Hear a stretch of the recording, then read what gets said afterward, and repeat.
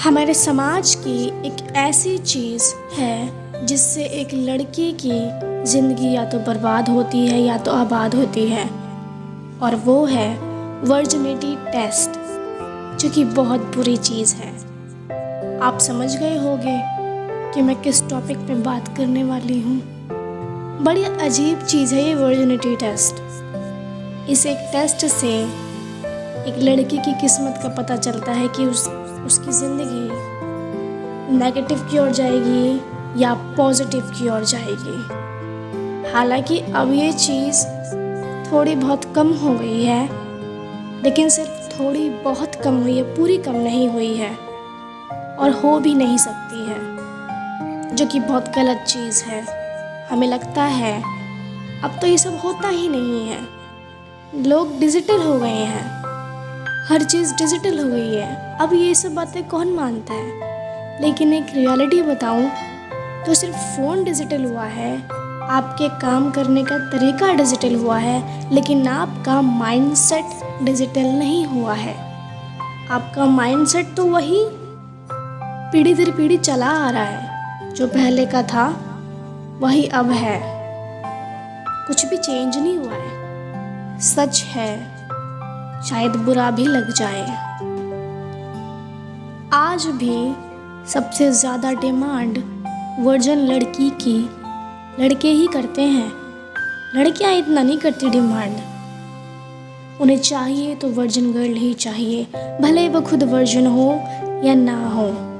वो भले लोगों को कहते हों, वो भले ही लोगों को कहते हों कि हम ये सब नहीं मानते, लेकिन वो मानते हैं। उनके लिए ये चीज़ मायने रखती है। अब पता नहीं ये चीज़ मायने क्यों रखती है, लेकिन ये फेक है।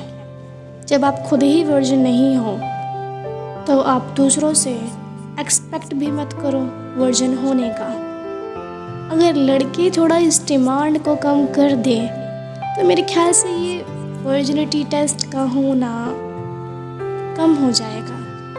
अकॉर्डिंग टू मेडिकल साइंस भी प्रूफ कर चुका है अब कि इन सब चीज़ों से हम वर्जिनिटी टेस्ट का पता नहीं लगा सकते कि वो वर्जिन है या नॉन वर्जिन है। इनफैक्ट ऐसा कोई यंत्र भी नहीं बना है अब तक। वो इंसान को खुद पता रहता है अंदर कि वो क्या है क्या नहीं है। फिर भी लोग इस बात को मानने के लिए तैयार नहीं हैं, वो मानना ही नहीं चाहते हैं ये चीज़।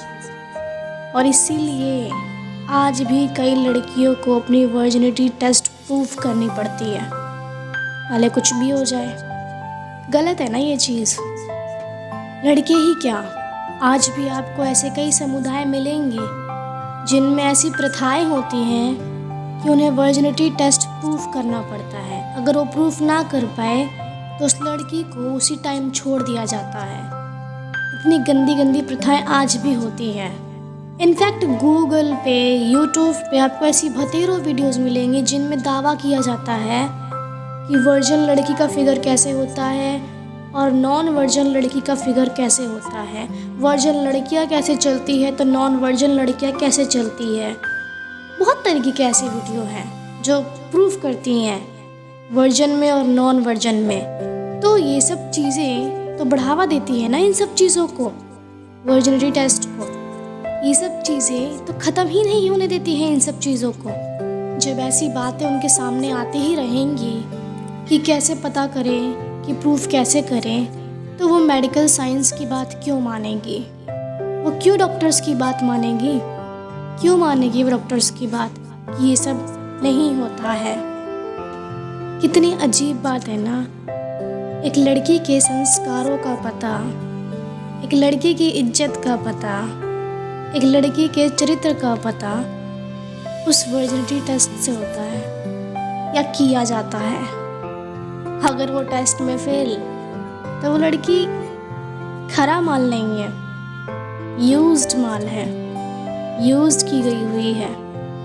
भले ही उस लड़की की गलती ना हो, लेकिन लोग इस बात को मानते नहीं हैं, ना मानना चाहते हैं। पता है कितनी लड़कियों की लाइफ, शादीशुदा ज़िंदगी इस चीज़ की वजह से ख़राब हो चुकी है।